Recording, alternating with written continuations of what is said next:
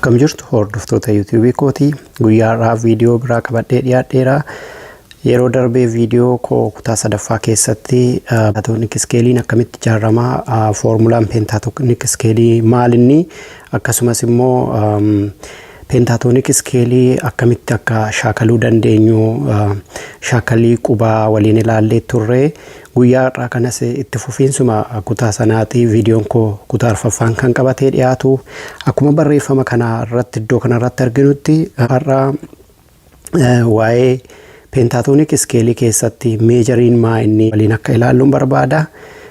Akkuma viidiyoo kana irratti ilaalaa jirrutti egaa pentaatonik iskeeliin miseensonni isaa yeroo darbe akka dubbannetti ca, da, e, fa irra darbinaa, ga, a, ba irra darbinaa, caadha jennee turre. Kanaafuu kanarra dhaabbannee akkaataa kamiin moodiiwwan garaagaraa ijaaruu dandeenya isa dhugaa foormulaa duubatti deebinee ilaaluun dirqama jechuudha kutaa sadaffaa sana. C major pentatonic scale miseensi isaa akkuma yeroo darbine waliin ilaalle yookiin pentatonic scale ilaalle ca, da, e, ga, a fi caadha. Yoo D major pentatonic scale ta'e hin geeddarama maaliifi ka'umsi keenya inni duraan caa ture gara daatti waan shiftii godhuuf daarraa kaana waan ta'eefi daarraa kaanee amma meeqaatti yoo deemne meejarii argannaa, daarraa kaanee amma eetti yoo deemne meejarii argannaa. Ammas meejarii tokko barbaaduu qabna dirqama.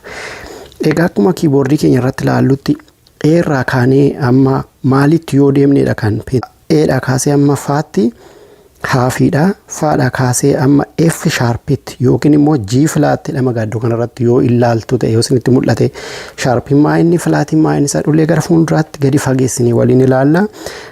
Amma fa sharpitti maal ta'a toonii ta'a jechuudha.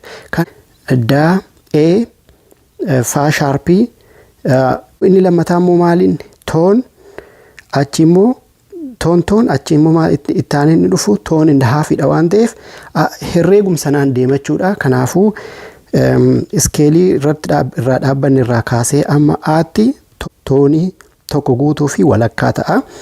Aadhaa kaasee amma baatti toonii tokko, ammas immoo baarraa kaanee baa kanarraa kaanee amma maalitti yoo deemne toonii tokkoof walakkaa arganna, amma daatti yoo deemne jechuudha. Egaa iddoo kanarratti ka'umsi keenya maal ture jennee kaanee, ka'umsi keenya daa ture jennee kaanee daadhaa kaasee amma daatti maal jedhama jenne maqaan isaa yeroo darbe viidiyoo darban irratti oktaavii tokko jedhama yookiin sagalee oktaavii tokko arganna jechuudha iddoo kana. C major pentatonic scale Ionian mode jedhama. D major scale immoo Dorian mode jedhama. Fakkeenyaaf yoo meejarii duubatti deebinee ilaallee maqaadhuma kana qabatanii deemu. Diatonic scale keessaa yoo pentatonic scale kan bahe waan ta'eef kan maqaan kun itti fufee dhufe jechuudha. Otoo maqoonni kun gara afaan Oromiffaatti hiikamanii yookiin immoo saayinsiin muuziqaa iskeelii muuziqaa ittiin ijaaran kun otoo gara keenyatti kan deebi'u ta'ee natti tola. Akka afaan Amaariffaatti gaa warri yeroo sana iskeelii muuziqaa kanarratti hojii hojjetan kan ofoomsii godhachuu yaalanii ture. Iskeeliin kun pentatonic iskeeliin Chinese scale jedhama yookiin immoo iskeelii Chaayinaalleen jedhama.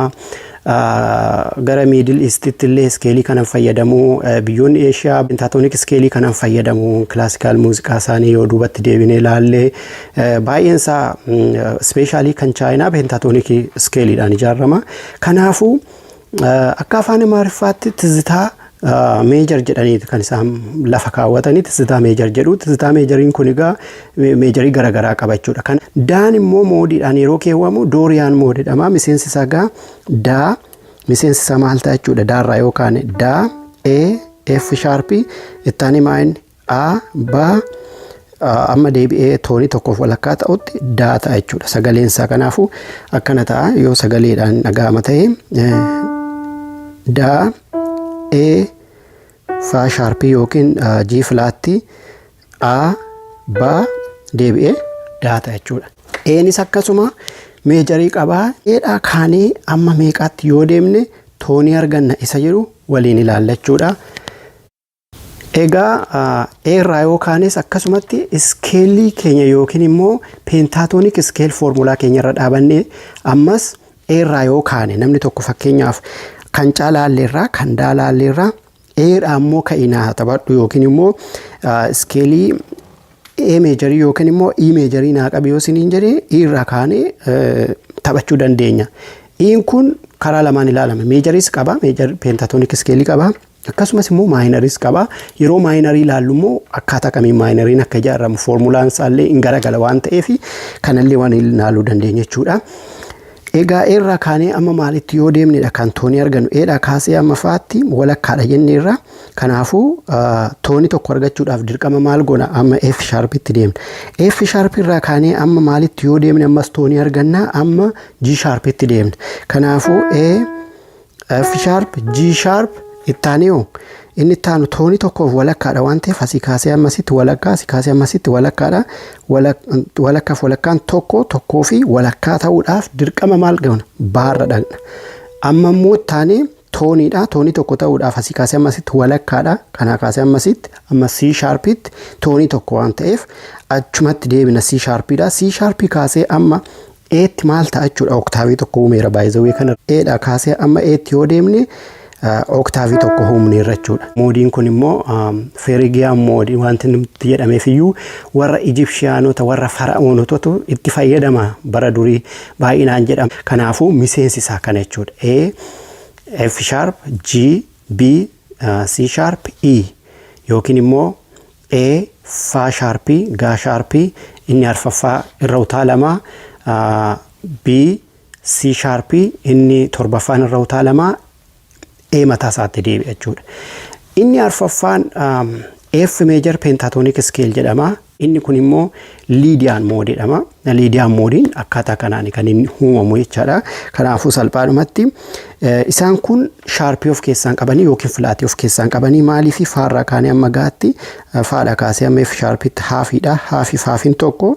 Kanaafuu tokko lama sadii sagaleen arfaffaan asii kaasnee yoo lakkoofne tokko lama sadii afur kun keessaa ba'a jechuudha.